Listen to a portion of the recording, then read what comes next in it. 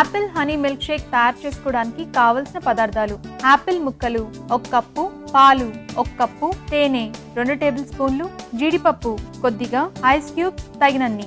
ముందుగా మనం యాపిల్ ని పై చెక్కు తీసుకొని ఇలా కట్ చేసి పెట్టుకోవాలి. చిన్న చిన్న ముక్కలుగా కట్ చేసి పెట్టుకోవాలి. అవునండి. ఈ జార్లో ముక్కలు వేసేయాలి. తర్వాత పాలు వేసుకోవాలండి.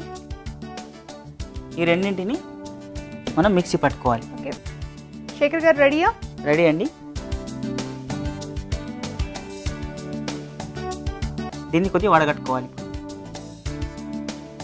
ఇలా చేయడం వల్ల సాఫ్ట్ గా వస్తుంది, ప్లస్ ఈ స్కిన్ కూడా దాంట్లో రాదండి.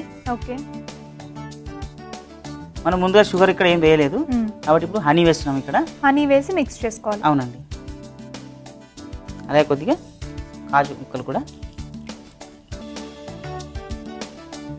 గ్లాస్ ఇవ్వండి. ఐస్ క్యూబ్స్ కూడా వేసుకోవాలి.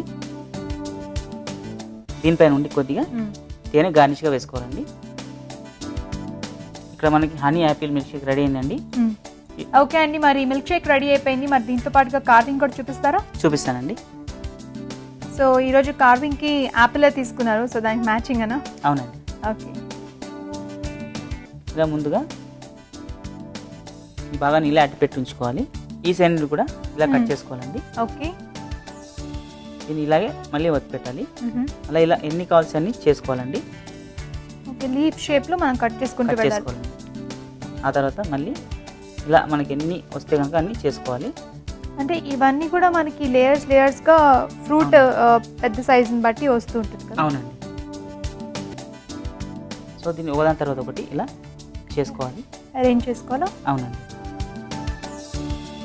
ఇలా కొద్దిగా అలా ముందుకు జరుపుతూ అలా వెళ్ళాలి.